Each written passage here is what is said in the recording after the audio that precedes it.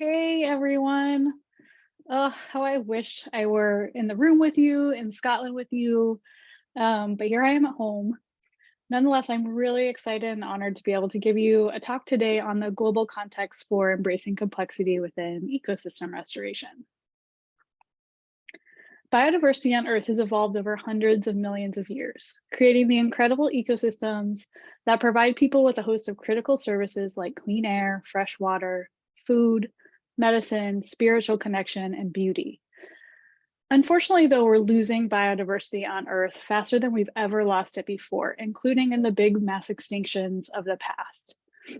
The loss of species this time is unique, though, and it is driven by our own actions. Land use change, climate change, and other stressors are putting species and ecosystems at risk, leading to loss of biodiversity and degradation and loss of critical ecosystems. One of the most important ways to help stem biodiversity loss and repair the damage we've done is through restoring damaged ecosystems. This map only shows global restoration priorities for terrestrial ecosystems, but you can imagine if it just showed restoration potential more generally. The entire globe, both land and sea, would be alight in restoration opportunities. And that underscores that nowhere on Earth is untouched by people, but it also underscores the incredible potential that restoration has to reverse biodiversity crisis and protect and preserve ecosystems for future generations. Indeed, restoration is now globally recognized as one of the best ways to address the twin crises of climate and biodiversity. Indeed, the United Nations just declared 2021 to 2030 the decade on ecosystem restoration, with associated significant large-scale international restoration goals. And the United Nations Sustainable Development Goals also have restoration specifically built in, including number 15 here to protect, restore, and promote the sustainable use of ecosystems. And the COP, Conference of Party 15, was just last weekend, where there was significant progress made on these global targets, which we'll talk a little bit more about later. So what do we mean when we say restoration? It can mean a lot of things to a lot of people, but here I'll attempt to boil it down to what most folks think of when we say restoration. We begin with a conceptual ecosystem that's humming along at some level of ecosystem functioning that varies as dynamic ecosystems do. And then it gets hit with a disturbance. And then the disturbance ends, but the ecosystem might not be recovering on its own or not as fast as we'd like it to. So we initiate a restoration project, which might be to plant vegetation, reintroduce lost species, or reconnect hydrology. In any of those cases, the hope is to restore the system back to what it looked like before it was disturbed. How we judge recovery in the past has generally been through measurements taken before the disturbance happened, called a historical reference, or through measurements taken at the same ecosystem, but in a place that hasn't had that disturbance. That's often called an undisturbed or contemporaneous reference site. So now that you know what restoration is, let's take a look at some studies that looked at how ecosystems are recovering globally. This first study was done by some colleagues and me and published a few years ago now. We searched the literature on ecosystem recovery globally and measured both how fast ecosystems were recovering after large-scale disturbances like oil spills, logging, mining, and eutrophication, and how close ecosystems were to complete recovery relative to a historical or undisturbed reference. And before I populate these graphs with data, I first want to set them up for you. On the left-hand side, we have how fast ecosystems are recovering after disturbance, with positive values meaning ecosystems are improving relative to the disturbed state. On the right, we have how close to complete recovery ecosystems are, with values that overlap 0, that dotted line there, indicating full recovery to reference levels, and negative values indicating that full recovery has not yet been achieved. And so when I populate the left side graph with data, what you can see is that we have positive recovery rates for all these ecosystems after these major disturbances, indicating that recovery is happening and that these systems are moving towards recovery relative to the degraded state. But when we look at how close to complete recovery systems are, we find a lack of complete recovery. So none of these data values are overlapping the 0 line, meaning they've not yet reached those references that they were measured against. So this next study was published more recently and looked at ecosystem recovery after previous land uses such as forestry, mining, and agriculture. And they found in this first graph that relative to degraded sites, restoration increased biodiversity by 20% on average, which is awesome. However, restored site biodiversity levels were still 13% below historical or undisturbed references. So both these global studies, this one and the one I just showed you previously, suggest a really similar thing, that ecosystems are improving, but not completely recovering.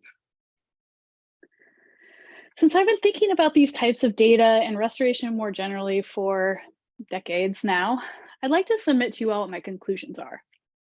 I think these traditional goals are fairly unrealistic for a number of reasons. Historical references have always been problematic because they beg the question of how far back in time to go. And even contemporaneous undisturbed references don't match the reality of the future that we and the ecosystems we seek to restore are faced with. So in this schematic, we're often unable to meet stated goals and instead are stuck in the land of improved but not fully recovering ecosystems when we evaluate success based on these references. So many in restoration are beginning to realize that even if we could restore to a time back in the past or to a contemporaneous reference, those goals no longer really fit our current reality. We've lost species to extinction, climate change continues apace, altering interactions, home ranges, demography, and more. So in addition to using historical and contemporaneous reference sites as guideposts, we should look to the future and seek to build restorations that build ecosystems and communities that are resilient to climate change and other disturbances, explicitly incorporate people, cultural values, and all stakeholders, and embrace complexity. We should be building restoration projects that can address all these socio-ecological principles and processes. The idea of restoring for the future isn't really a new one. Many restoration ecologists have been talking about it for a while. This schematic was published in 2019 by the Society for Ecological Restoration, one of the leading international restoration authorities. You can see that even they think considering future environmental change is critical in Principle 3 here, where they suggest restoration should be informed by native reference systems, but consider environmental change. And I want to emphasize that planning for restorations of the future that embrace complexity doesn't mean just creating entirely new ecosystems completely devoid of past ecological context, or that we embrace invasive species as foregone conclusions. Instead, it means incorporating many types of knowledge, being informed by reference systems, and then incorporating a future-looking, expansive view of what targets and achievements could look like. We also still have to emphasize clearly defined and measurable objectives, but a more forward-looking restoration ethos means those objectives might not perfectly match a time in the past or even a contemporaneous reference. While the idea of stepping away from references may make some uncomfortable, I view it as our time to get creative. Many other branches of science aren't necessarily able to dream big, and restoration gives us the unique opportunity to do so. That doesn't mean that creative solutions aren't complex and difficult though. So I'll now walk through a couple of examples from my own work of what complexity looks like on the ground. So bison used to roam North America in numbers of around 40 to 60 million until colonizers arrived and the US government sanctioned the mass killing of these amazing creatures to reduce resources indigenous communities relied on so that they were more easily forcibly removed from their lands. This is illustrated by the historical photo you see here with a man standing on top of a mountain of bison skulls around the time this mass killing was occurring. By the late 1800s, only a few hundred bison remained. But they're one of our largest conservation success stories, with 30,000 bison in North America that are now managed as conservation herds. Bison have now been reintroduced to the places they used to call home, and that's resulted in the restoration of a complex web of interactions and ecosystem processes that bison drive. What bison nearly being driven to extinction means for the place where I study prairie restoration, which can be seen underneath this star here in Northern Illinois, is that there are no existing ecosystems that retained the impact of bison to use as a contemporaneous reference, even if we wanted one. In fact, most of the tallgrass prairie habitat itself has been completely lost to agriculture. In this map, the dark green is where tallgrass prairie remains, while the lighter color is where tallgrass prairies used to be. You can see Nachusa grasslands where I work is such a small patch of prairie, just 1,600 hectares, that it doesn't even make the map. Moreover, there remains nowhere in the eastern tallgrass prairie region that has had bison continuously, making gauging restoration success difficult. Bison and their impacts are critical to study because are considered ecosystem engineers. Their wallowing behavior, which you can see here, is when they roll around on the ground to remove parasites and itch themselves. And that creates these big patches of bare earth that in the spring turn into ephemeral ponds, creating habitat for amphibians. Those bare patches are also great nesting habitat for native bees. Bison cycle nutrients as they roam, but perhaps most importantly, they're gigantic lawnmowers. What we find in restored prairies is that with time since restoration, the competitively dominant tall grasses that give this ecosystem their name outcompete the forbs that are the largest constituents of plant diversity. So managers all over the prairie region looking to restore these ecosystems are turning to bison to reinstate these grazing regimes. At Nachusa, we were able to get around the lack of reference ecosystems and measure restoration efficacy by using a natural experiment. So here's a map of our study site taken by drone imagery. And what's interesting is bison were reintroduced to only half the acreage in 2014. So we were able to set up a study where half of our sites are grazed, shown in the brown here, and half are not, shown in the green. And we had before and after bison reintroduction data. We also have sites that were restored at different ages, so we can evaluate how older versus younger restorations fared. Thus, even without a contemporaneous reference that never lost bison, we're able to study the impacts of bison reintroduction on ecosystem restoration. And they've been having some really cool impacts. In this study, where we use staple isotopes on bison tail hair to understand what their diet looked like, we found that their diet shifts seasonally. They eat those iconic tall grasses in the summertime, but they actually shift their diet to mostly wetland plants in the winter because those are the ones that stay greener for longer. Even though most of their diet is grass, as we thought it would be, around 30% actually is not grass. In fact, they eat a lot of legumes and other wildflowers, which makes them not strict grass grazers. For the dung beetle communities at the site, we find that they are higher in abundance and more diverse in the bison unit, and then there's higher dung decomposition, meaning more ecosystem services in the bison unit. We found that grassland bird nesting success increased in the bison unit, and we see a change in bird species composition as they're using these newly created habitats that bison are providing. And lastly, we find that the small mammals we've studied there for a decade now are changing their behavior in response to what bison are doing.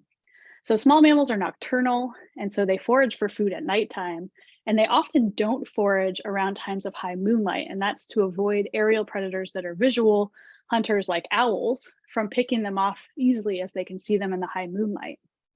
And we find that that's true in the bison unit, where bison have been grazing down grasses, but it's not true.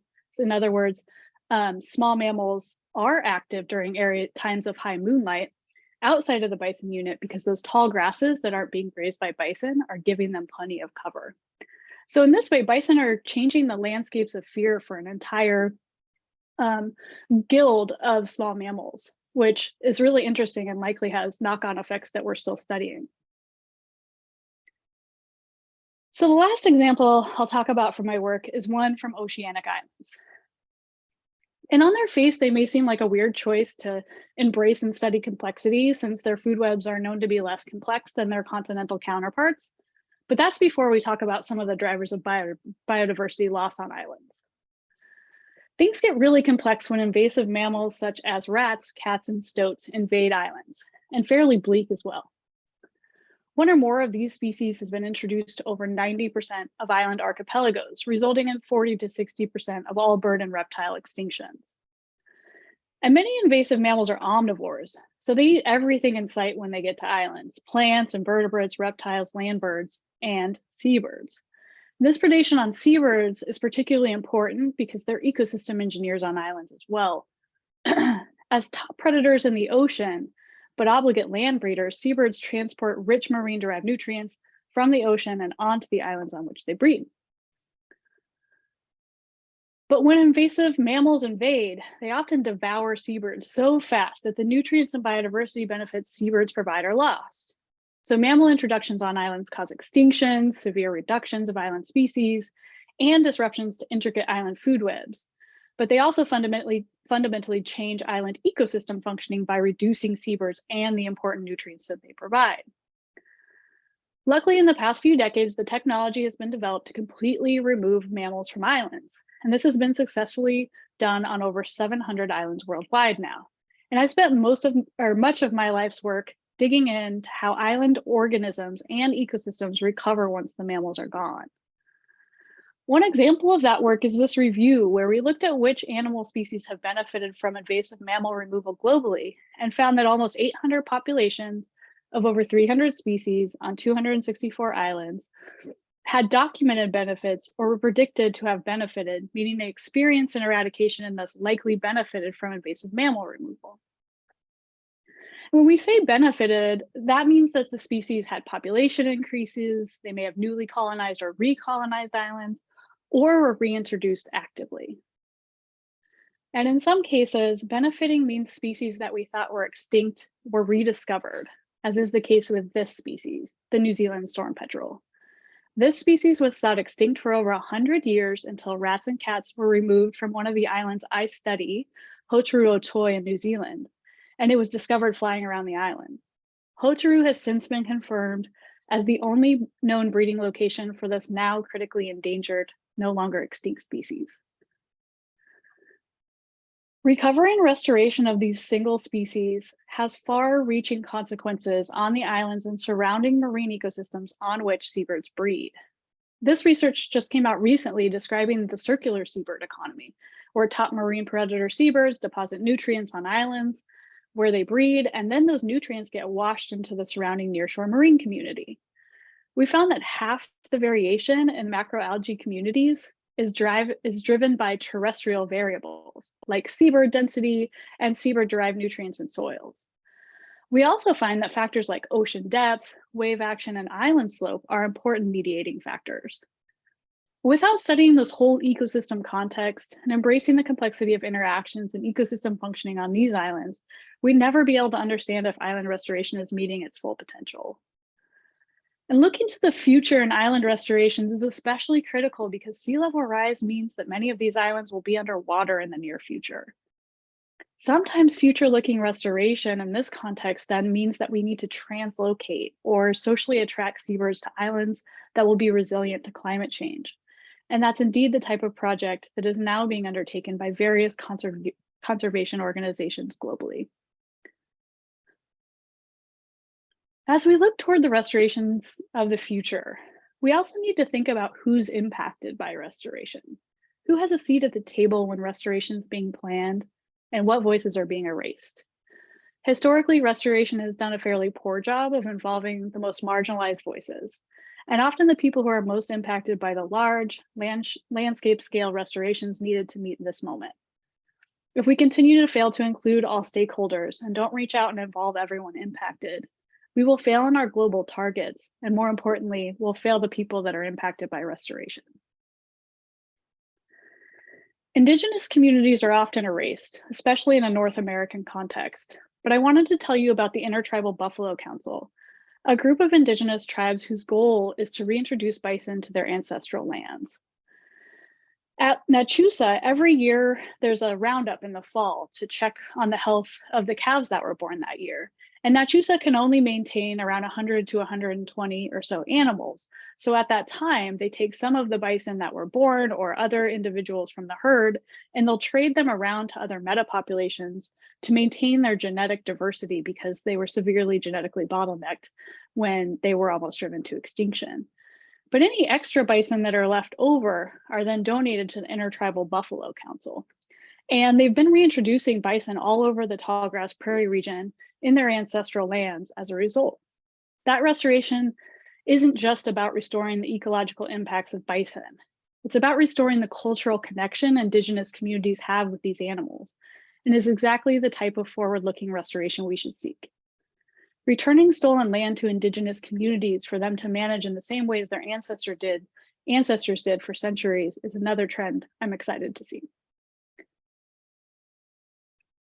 Lastly, we're at a critical juncture in the fight to preserve nature and tackle climate change. We need policy that meets the moment.